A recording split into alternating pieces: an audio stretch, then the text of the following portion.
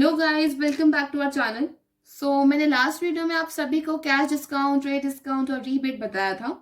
अब हम next start करने वाले हैं क्वेश्चन, और ये आपके इस चैप्टर का लास्ट क्वेश्चन है, क्योंकि इसके अलावा कोई और जर्नल एंट्री के एडजस्टमेंट नहीं आती हैं। जितनी मैंने कराई हैं इतनी ही इंपॉर्टेंट है और यही पूछी जाती हैं जनरली। इसके अलावा नहीं है और यही एडजस्टमेंट्स पूछी जाएंगी क्वेश्चंस में। अब हम स्टार्ट करने वाले हैं क्वेश्चन, और ये क्वेश्चन स्टार्ट करने से पहले मैं कहूंगी कि आप सभी मेरी पुरानी वीडियो जाके देखें, जिसमें मैंने ट्रेड डिस्काउंट और कैश डिस्काउंट और रीबेट बताया है, क्योंकि मैंने उसमें सभी चीज अच्छे से एक्सप्लेन कर रखी है कि कब ये दिया जाता है, क्यों दिया जाता है। तो उससे आपको क्या होगा, आपका जो कंसेप्ट है वो आपको अच्छे से क्लियर हो जाएगा और क्वेश्चंस करने में आसानी होगी, कोई रटने की चीज नहीं रहेगी फिर वहां पे। Let's get started. जैसा कि आप सभी को अपनी स्क्रीन पे दिखाई दे रहा होगा, हम लोग करने वाले हैं illustration number 12 of the book T.S.. Grewal, और आप सभी को अपना पेज नंबर खोलना है 8.39। बिफोर स्टार्टिंग द क्वेश्चन, मैं आपको एक कंसेप्ट बताना चाहती हूँ कि जब भी हम कोई एसेट खरीदते हैं तो जाहिर सी बात है हम पेमेंट तो उसके अमाउंट की करेंगे जितने की हम वो एसेट खरीद रहे हैं। बस उसके अलावा भी हम थोड़े बहुत खर्चे हमें करने पड़ते हैं, जैसे कि ट्रांसपोर्टेशन चार्जेस। भाई आपने कोई एसेट खरीदा, आपको उसको लोड करके अपने घर तक लाना है, तो उसके लिए आपको पेमेंट तो करनी ही पड़ेगी। तो जो भी खर्चा है eight the time of purchase हम जो हो रहा है वो उस नाम से रिकॉर्ड नहीं होता, वो उसकी एसेट की वैल्यू इंक्रीज कर देता है। फॉर एग्जाम्पल, मैं कहूं कि मैंने फर्नीचर खरीदा फॉर ₹50,000 और मुझे 2,000 रुपये और एक्स्ट्रा लगे क्योंकि मुझे ट्रांसपोर्ट चार्जेस देने पड़े, तो वो मैं ट्रांसपोर्ट चार्जेस से डेबिट नहीं करूंगी, वो मैं फर्नीचर के से डेबिट करूंगी। और फर्नीचर जो मैंने 50,000 का खरीदा था उसको डेबिट करूंगी विद 52,000, क्योंकि उसमें 2,000 एक्स्ट्रा जुड़ गए हैं मेरे ट्रांसपोर्टेशन चार्जेस के। तो जो भी खर्चा eight the time of purchase हम कर रहे हैं वो उस खर्चे के नाम से रिकॉर्ड नहीं होता, वो उस एसेट के नाम से रिकॉर्ड होता है। नाउ वन मोर थिंग, जब हम कोई चीज या मशीनरी अपने घर में लाए हैं तो इट्स एन ऑब्वियस थिंग कि उसको हम लाके ऐसे ही तो रख नहीं देंगे, उसको हमें इंस्टॉल कराना पड़ेगा, स्टैब्लिश कराना पड़ेगा, पूरा सेटअप कराना पड़ेगा, तभी हम उस चीज को यूज कर सकते हैं। तो उसको भी हम इंस्टॉलेशन चार्जेस के नाम से रिकॉर्ड नहीं करते, हम उसमें उस एसेट की ही वैल्यू बढ़ा देते हैं, उस मशीनरी की ही वैल्यू बढ़ा देते हैं जिसकी इंस्टॉलेशन हुई है। अब ये क्वेश्चन भी इसी तरीके का है, एक बार इसको पढ़ते हैं। ये कह रहा है paid ₹5,000 in cash as wages on installation of machinery, कि हमने पे किया 5,000 रुपीज कैश में एज अ वेजेस, जिन्होंने हमारी मशीनरी इंस्टॉल करी उनको। तो हम इसे वेजेस के नाम से बिल्कुल भी रिकॉर्ड नहीं करेंगे, हम इसको मशीनरी के नाम से ही रिकॉर्ड करेंगे क्योंकि इंस्टॉलेशन हुई है। किसी भी चीज की इंस्टॉलेशन जब हम कराते हैं तो कभी भी उसको इंस्टॉलेशन चार्जेस या वेजेस इन सब के फॉर्म में नहीं रिकॉर्ड करते, उस एसेट की इंक्रीज वैल्यू पे ही रिकॉर्ड करते हैं। तो इसके जर्नल एंट्री क्या बनेगी? Machinery account debit to cash account, 5,000 rupees and 5,000 rupees. And please यहाँ पे नरेशन लिखना मत भूलिएगा, क्योंकि ये मार्क्स डिडक्ट करने का रीजन बन जाते हैं। मैं नहीं लिख रही हूँ उसका मतलब ये नहीं है कि आपको नहीं लिखना है, क्योंकि आपको पता चल गया है किस तरीके से लिखना है, इसलिए। और आई होप आपको ये पॉइंट समझ आया होगा कि क्यों हमने मशीनरी ही लिखा और वेजेस क्यों नहीं लिखा। आप इसको ऐसे भी समझ सकते हैं, भाई जब आपके यहाँ पे एसी लगा होगा या कोई भी चीज इंस्टॉल होती है तो बाहर से हम बुलाते हैं, और जब वो आके हमारा काम कर जाते हैं हम उनको पैसे भी दे देते हैं। तो ये उस तरीके की वेजेस की बात हो रही है कि कोई आया हमारा काम करा, हम उसको पैसे दे रहे हैं। तो हम क्योंकि इंस्टॉल करा रहे हैं तो बिल्कुल नहीं करेंगे, हम उसकी एसेट यानी कि मशीनरी की ही वैल्यू बढ़ा के रिकॉर्ड करेंगे। अगर आपने कभी देखा हो कि हम जब कोई सेकेंड हैंड मशीनरी लेते हैं, तो या फिर कोई मशीनरी नहीं, कोई भी एसेट हम परचेज कर रहे हैं, तो उसे थोड़ा बहुत हमें भी कराना होता है, थोड़ा बहुत रिपेयर करानी होती है, क्योंकि सेकेंड हैंड है, पहले से यूज है, तो थोड़े बहुत कमियां होती हैं जो हमें करनी होती है। तो उसमें भी हम उसे रिपेयर्स के नाम से नहीं करते, उसी चीज की वैल्यू बढ़ा के करते हैं। मैं कहूँ मैंने आज एक सेकेंड हैंड बाइक खरीदी 50,000 रुपए की और 3-4 हजार रुपए मुझे लग गए उसके रिपेयर्स में, तो क्या मैं क्या कहूंगी, मोटर कार या bike account debit to cash, और वो क्या होगा फिर अगर 3,000 रुपए का मेरा लगा है तो 53,000 के नाम से रिकॉर्ड होगी, ना कि 50,000 के नाम से। आई hope this point is clear. अब हम देखते हैं सेकंड पॉइंट क्या कह रहा है। सेकंड पॉइंट कहता है कि sold goods to Krishna of Delhi at the list price 20,000 less trade discount 10%, CGST, SGST and cash discount.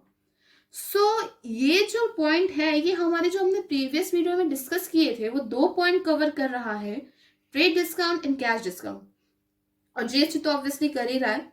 तो ऐसे क्वेश्चन से बहुत ही अच्छा है क्योंकि ये अच्छा है और इसी तरीके से ये बनकर आएगा। और देखते हैं अब क्या करना है इसमें। तो सबसे पहले मैं आपको बताऊं, ऐसे क्वेश्चंस में जो चीज इंपॉर्टेंट होती है, जो आपको करनी होती है, वो होता है वर्किंग नोट। क्या होता है ये एज अ रफ वर्क है। जब भी आप अकाउंट्स में देखें आपको बहुत सारे रफ वर्क करने पड़ेंगे, अभी तो ये छोटा मोटा ही है। जब आप अकाउंट्स में देखेंगे तो जो रफ वर्क होगा वो आप ऐसे वर्किंग नोट दिखाएंगे।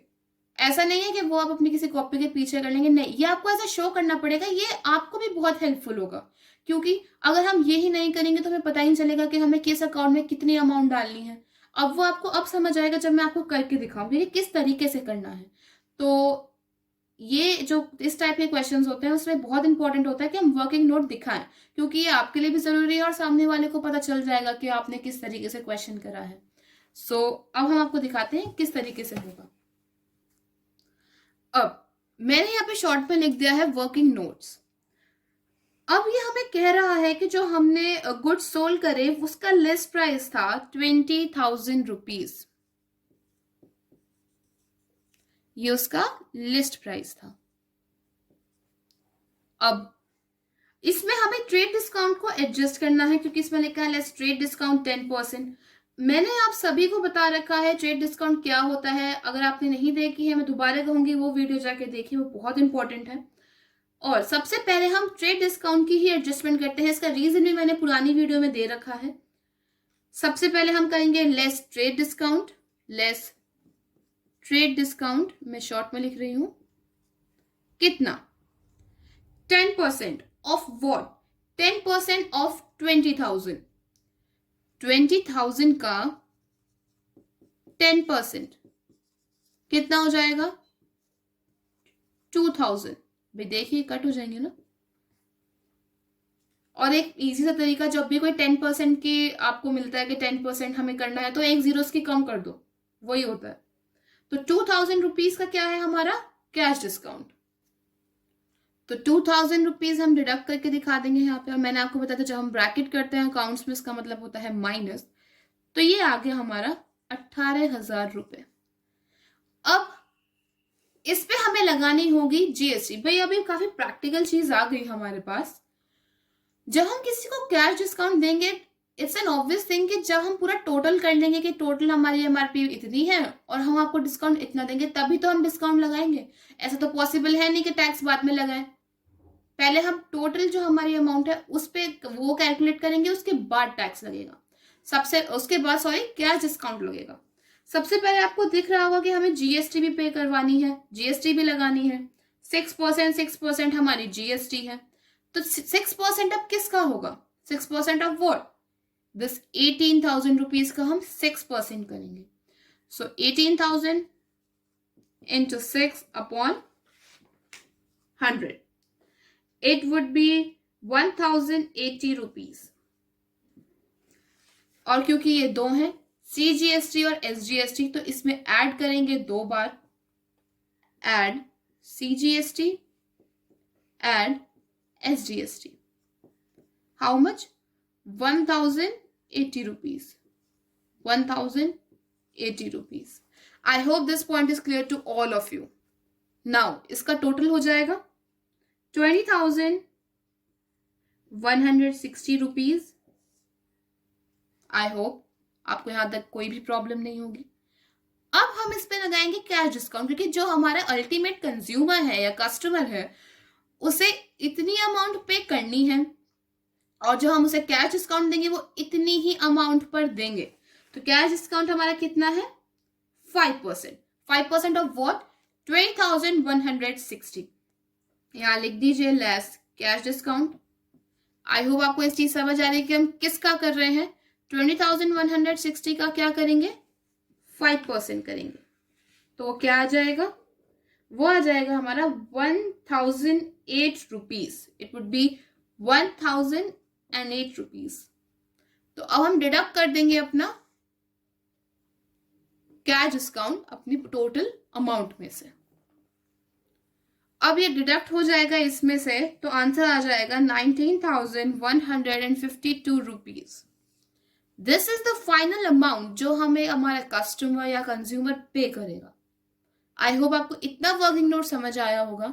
ये इस टाइप के क्वेश्चंस पे हर बार होगा, सो ये काफी इंपॉर्टेंट है। ऐसा क्वेश्चन अच्छे मार्क्स में आ सकता है, तो आप ये याद रखिएगा। और काफी प्रैक्टिकल सी चीज है। अगर हम देखें, मैंने आप लोगों को बता रखा है कि सबसे पहले हम ट्रेड डिस्काउंट घटाते हैं, क्यों घटाते हैं ये भी बता रखा है। अगर नहीं याद तो please go and check out my previous video से मैंने सब बता रखा है। फिर हम ऑब्वियसली बात है टैक्स भी, जो हमारा CGST SGST इसको भी ऐड करेंगे।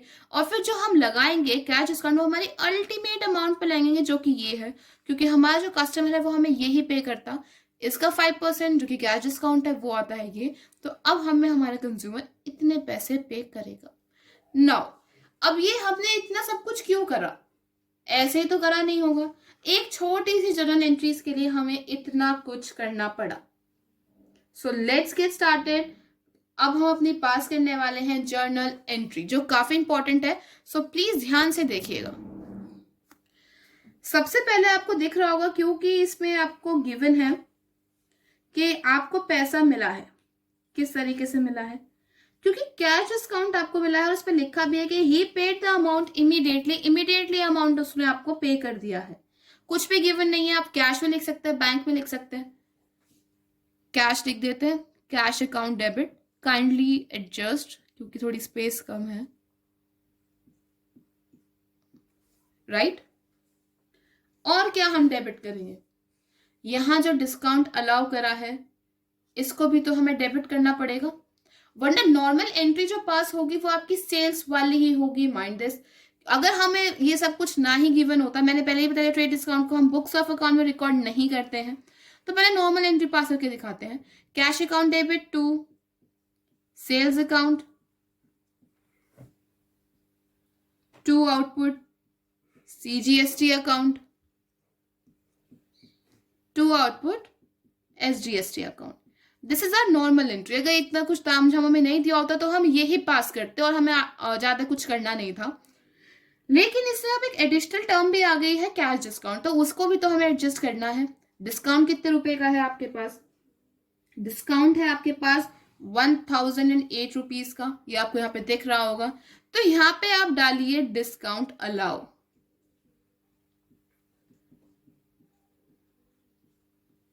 अब पहले इसमें इसकी अमाउंट डालिए, फिर चेक करिएगा कि क्या डेबिट बैलेंस क्रेडिट बैलेंस से मैच कर रहा है या नहीं। कैश कितना मिला, इतना मिला, तो 19,152 cash, 19,152 is cash, right. Discount कितना था, डिस्काउंट था 1,008 रुपीज, 1,008 रुपीज, बिल्कुल सही। अब तक तो कोई प्रॉब्लम ही नहीं है, बिल्कुल सही चल रहा है हमारा काम। नाउ सेल्स, सेल्स कितने की हुई थी, कोई बता सकता। अब ये 20,000 को प्लीज भूल जाइए। जब आपने इसमें से ट्रेड डिस्काउंट घटा दिया तो अब जो अमाउंट चलेगी वो यहां से चलेगी। Mind this. अब इसको भूल जाइए कि ट्रेड डिस्काउंट घटा दिया, तो 18,000 की तो हमारी सेल्स है जो हमने करी, एंड CGST SGST आप सबको यहां से दिख ही रहा होगा। देखिए अभी कैलकुलेशन कितनी आसान हो गई जब वर्किंग नोट आपके पास है, ज्यादा कुछ आपको करना ही नहीं पड़ रहा है। 1080 1080। और अगर आप इसका टोटल करके देखेंगे तो टोटल आपका सेम ही आने वाला है, दैट इज 20,160 रुपीज। इसका मतलब जनरल एंट्री में कोई भी प्रॉब्लम नहीं है, बैलेंस तो ऑब्वियसली इक्वल है। ऐसा नहीं है कि बैलेंस इक्वल है तो हमने बिल्कुल सही लिखा है, नहीं, थोड़ी बहुत ऐसा भी हो सकता है कि कुछ चूक हो गई हो दोनों ही तरफ, लेकिन बैलेंस तो हमारा सेम है। और हमने सारे पॉइंट्स लिख लिए, भाई कैश डिस्काउंट ही एक्स्ट्रा था वो लिख लिया, ट्रेड डिस्काउंट की यहाँ एडजस्टमेंट हमने कर ली, तो अब कोई भी पॉइंट नहीं बचा। सो आई होप आपको ये क्वेश्चन, ये पॉइंट समझ आया होगा। So now we are going to switch to the next point, which says we sold goods costing rupees 60,000 to Mohan of Kolkata, issued invoice at 10% above cost, 5% trade discount less करना है और IGST है 12%. Very good question और थोड़ा सा अलग हटके adjustment है इसकी. क्या है वो मैं बताती हूँ. ये जो क्वेश्चन है इसमें कोई कैश डिस्काउंट की एडजस्टमेंट नहीं है, ट्रेड डिस्काउंट की एडजस्टमेंट है. और एक बहुत ही अच्छा पॉइंट है कि जो इनवॉइस इशू करता है वो 10% अबव कॉस्ट करता है. ये थोड़ा नया टर्म आ गया है इनवॉइस. कभी आई थिंक आप लोगों ने किसी ने सुना होगा, किसी ने नहीं सुना होगा. इसका मतलब क्या होता है?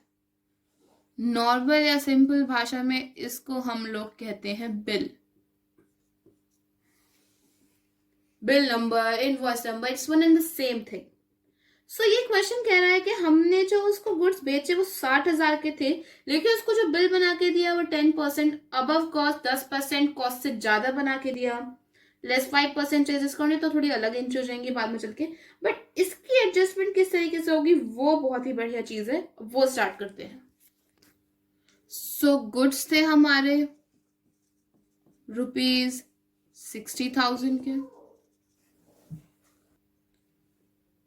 अब जो हम उसको इनवॉइस देंगे वो प्लस 10% देंगे. 10% ऑफ व्हाट? 10% ऑफ 60,000. क्या होगा 60,000 का 10%? 6,000.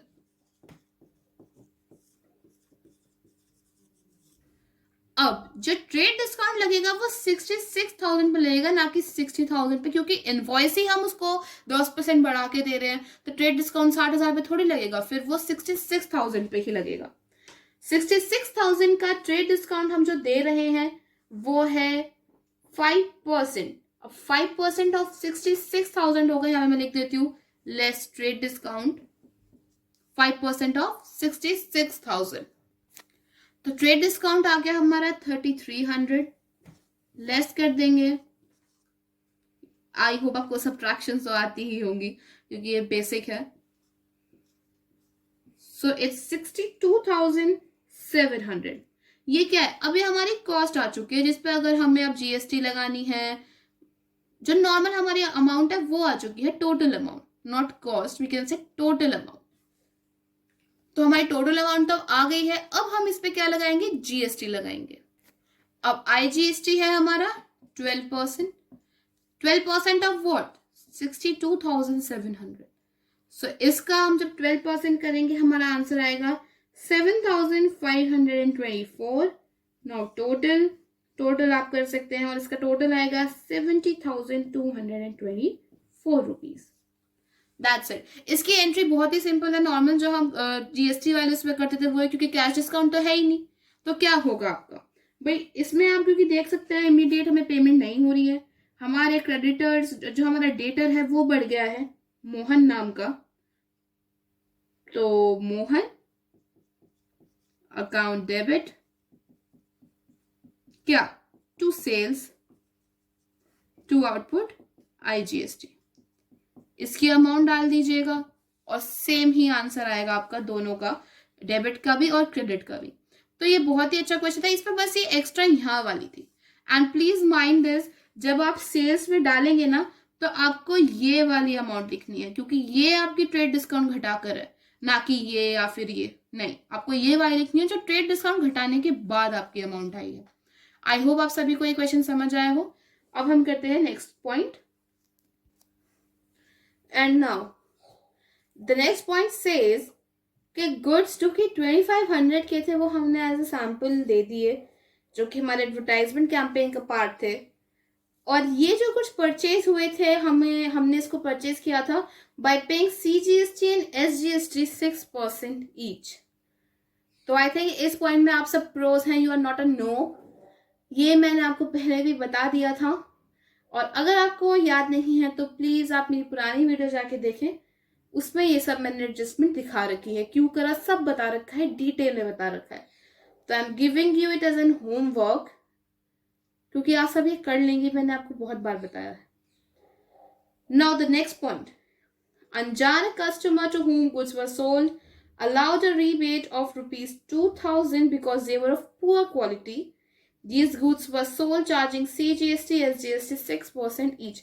और ये भी मैंने बहुत ही अच्छे से आपको रीबेट वाली जो थी उसमें एक एंट्री करके दिखाई थी, दोबारा एक बार करके दिखा देती हूँ। जो हमारा रीबेट है वो हमारा एज एन एक्सपेंस है, ये तो हम सब ही जानते हैं। नो, जो हमारा अनजान था, जो हमारा डेटर था, वो अब कम हो चुका है क्योंकि अब उसे 2000 रुपए कम देने पड़ेंगे ना, तो वो ऑब्वियसली कम है, हमारा एसेट कम हुआ तो क्रेडिट हुआ। आई थिंक अब ये रूल आपको बहुत ही अच्छे से पता होगा क्योंकि we are on the last question of journal entries, तो आपको अब ये रट जाने चाहिए जो रूल है। नाउ जो हमारी जीएसटी की है एडजस्टमेंट, ही मैंने आपको पहले वाले उसमें भी बताई थी कि जब हमने वो चीज सेल करी तो हमने आउटपुट सीजीएसटी एसजीएसटी क्या करा होगा, क्रेडिट करा होगा। Now to nullify the effect हम इसको डेबिट कर देंगे with output CGST and output SGST। 2000 rupees की हमारे क्या थे, रीबेट था। अब 6% में दे रहा है तो 120 क्या हो जाएगी हमारी आउटपुट CGST SGST। किसका 6%, 2000 का। अब अनजान में क्या, इसका टोटल लिख देंगे 2240 रुपीज। आई होप आपको ये पॉइंट अच्छे से समझ आ गया है। Now the last question is sold goods costing 1 lakh to Anil of Delhi at a profit of 25% of sales, trade discount 20%, CGST SGST and paid cartage. Now इसमें एक correction है और वो करेक्शन क्या है मैं बताती हूँ। इसमें है कि जो हमने प्रॉफिट पे सोल्ड करा है 25% विच इज ऑन सेल्स, वो काट के हो जाएगा कॉस्ट। आपको यहाँ पे दिख रहा होगा अपने क्वेश्चंस में, यहाँ लिखा है 25% ऑन सेल्स। तो ये जो सेल्स है ये नहीं होगा इस क्वेश्चन के अकॉर्डिंग, यहां आएगा कॉस्ट। रीजन देखिए, हालांकि सेल्स भी ठीक हो सकता है, अपने आप में क्वेश्चन बन के आ सकता है कि 25% ऑन सेल्स था, बट क्योंकि ये जो क्वेश्चन का सॉल्यूशन है उसके अकॉर्डिंग ये सिचुएशन ठीक नहीं बैठती है। वो मैं आपको बताऊंगी जब मैं आपको ये क्वेश्चन कराऊंगी। जो इस क्वेश्चन का सॉल्यूशन है, इस पॉइंट का जो सॉल्यूशन है, वो हमें ये परमिट नहीं कर रहा कि हम 25% ऑन सेल्स में लगाएं, इसलिए ये कट करके कॉस्ट कर लीजिए। इसमें बहुत कंफ्यूजन आती है लोगों को, इसलिए मैंने आपको पहले ही क्लियर कर दिया है कि ये कॉस्ट नहीं, कि ये सेल्स नहीं कॉस्ट है। आई होप आपको ये चीज समझ आई है। तो अब ये क्वेश्चन हम स्टार्ट करते हैं। According to 25% profit on cost, हमारा जो कॉस्ट है दैट इज ₹1 लाख, राइट। अब जो वो बेच रहा है he is selling it on a profit of 25% on cost. अगर सेल्स आता तो आप समझ सकते हैं किस तरीके से एडजस्टमेंट होती, बट क्योंकि यहाँ पे कॉस्ट हमने करेक्ट कर दिया है और क्वेश्चन के अकॉर्डिंग भी यही सही बैठ रहा है, तो क्या करेंगे, इसका 25% करेंगे 1 लाख का, क्योंकि 25% प्रॉफिट ऑन कॉस्ट में बेच रहा है। 25% ऑफ 1 लाख हो जाएगा 25% ऑफ 1 लाख। आई होप आप सभी को पता है कि ऑफ का मतलब जो होता है मैथ्स में या किसी भी चीज में वो मल्टीप्लाई ही होता है। तो ये आ जाएगा आपका 25,000। नौ जो आप बेच रहे हैं वो है 1,25,000, लेकिन आप इस पे भी नहीं बेच रहे हैं क्योंकि यहाँ पे ट्रेड डिस्काउंट दे रहे हैं कितना, 20%। सो 1,25,000 का ट्रेड डिस्काउंट यानी कि 20% करेंगे तो इसमें से डिडक्ट होगा, और वो कितना होगा, वो भी 25,000 ही होगा। आई होप आपको ये चीज समझ आई। नाउ जो अब हमारी जिस पे अब हम सारी कुछ चीजें एडजस्ट करेंगे वो आती है amount 1 lakh. It's just a coincidence कि जो हमारी कॉस्ट है और ये सेम है, ऐसा भी हो सकता था कि अलग है। तो जो हमारी अमाउंट आई है जिसपे अब सब कुछ CGST SGST रहेगा दैट इज 1 लाख रुपीज। अब हमें क्या करना है, अब ये काफी इजी हो चुका है। CGST लगानी है, SGST लगानी है 6% तो 6% कितना हो जाएगा 6000 एंड 6000 तो add CGST add SGST how much 6000। देखिए जब भी आप वर्किंग नोट करें तो आपको ये आसानी होगी कि अगर आप वहां पे भी जो कैलकुलेशन करें वो अकॉर्डिंगली करें, ऐसे ऊपर नीचे ना लिखें क्योंकि आपको इजी होगा कैलकुलेशन। ये तो इजी है, कहीं और थोड़ी टिपिकल कैलकुलेशन आ जाती है, कैलकुलेटर तो आप यूज नहीं कर सकते, लिमिटेड आपके पास टाइम है, तो आप इसी तरीके से करिएगा। तो हमारी जो SGST हुई है वो 6000 हुई है। अब ये कितना हो जाएगा 1,12,000 रुपीज। आई होप यहां तक आपको कोई प्रॉब्लम नहीं है। अब जो नॉर्मल एंट्रीज होती है वही इसकी एंट्री हो जाएगी। Anil to sales to output CGST to output SGST। Anil में आएगा कितना 1,12,000 रुपीज। नाउ जो हमारी सेल्स आएंगी, ये मैंने आपको पहले भी बताया था, आफ्टर ट्रेड डिस्काउंट डिडक्ट करके जो अमाउंट आएगी हम उसे ही सेल्स में लिखेंगे। रीजन मैं आपको पहले भी दे चुकी हूँ, ट्रेड डिस्काउंट जो हमारा घट चुका है उसके बाद ही हमें जो सेल करेंगे उसी अमाउंट पे करेंगे। तो ये 1 लाख हमारी हो गई अमाउंट, सेल्स में इसे ही डालेंगे। 6000 एंड 6000 हमारी CGST और SGST। तो आप देखेंगे डेबिट और क्रेडिट का बिल्कुल सेम हो गया है। नाउ इसमें एक एडिशनल पॉइंट भी है कि हम कार्टेज पे कर रहे हैं ऑफ ₹250। नाउ अब बहुत सारे लोगों के माइंड में ये कंफ्यूजन चल रहा होगा क्या कि ये तो eight the time of purchase है तो हमने इसको सेल्स में ही क्यों नहीं बढ़ाया। अगर आप मेरे शब्दों पे उस टाइम पे ध्यान दें तो मैंने एक शब्द यूज किया था, I have used a specific word and what was that, it was asset. कि जब हम कोई एसेट खरीद रहे हैं तब, अब ये तो हम बेच रहे हैं, पहली बात गुड्स बेच रहे हैं तो कोई एज ए एसेट की चीज तो यहाँ पे आ ही नहीं रही है, तो इसलिए हम इसको कार्टेज के उसमें ही करेंगे। ये कुछ लोगों के माइंड में कंफ्यूजन होती है, इसलिए मैंने पहले ही क्लियर कर दी ताकि आपको कुछ कंफ्यूजन ना हो आगे। तो अब मैं आपको एक बार इसकी एंट्री पास करके दिखा देती हूँ। तो the first entry would be Anil debit to sales account to output CGST to output SGST। Sales कितनी थी हमारी 1 लाख रुपीज।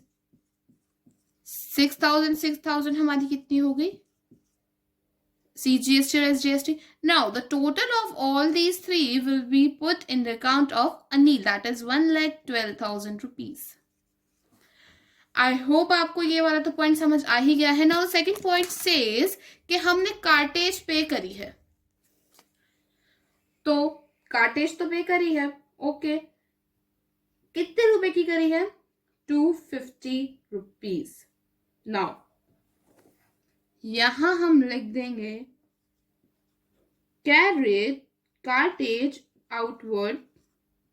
आप यहाँ पे खाली कार्टेज भी लिख सकते हैं, आउटवर्ड आपकी मर्जी है, आप लिखें या ना लिखें, क्योंकि क्वेश्चन में है तो मैं लिख देती हूँ account debit to cash account. I am again telling you this word is optional, लिखना चाहे तो लिख दीजिए, स्पेसिफाई कर रखा है कि आउटवर्ड वाला है इसलिए हमने लिखा है। कैरेज आउटवर्ड मतलब क्या होता है ये मैं आपको बता देती हूँ। जब भी हम कैरेज यानी जो ट्रांसपोर्टेशन चार्ज है या कार्टेज जब हम किसी का पे कर रहे हैं at the time of sales, यानी कि सेल मैंने करी उसकी जगह मैं पे कर रही हूँ, तो फिर हम उसे लिखते हैं कैरेज आउटवर्ड या cartage outward. I hope this point is clear. तो 250 rupees 250 rupees. I am again telling you do not forget to write the narration, please इसे याद रखिएगा। नाउ हमारी जर्नल एंट्रीज पूरी हो चुकी है, सारे क्वेश्चंस मैंने आपको करा दिए और अच्छे क्वेश्चंस कराए हैं जो इंपॉर्टेंट हैं। इसके अलावा जो क्वेश्चंस बचे हैं वो आप देख लीजिएगा, प्रैक्टिस कर लीजिएगा, कोई कंफ्यूजन आती है तो मैं उसको सॉल्व कर दूंगी।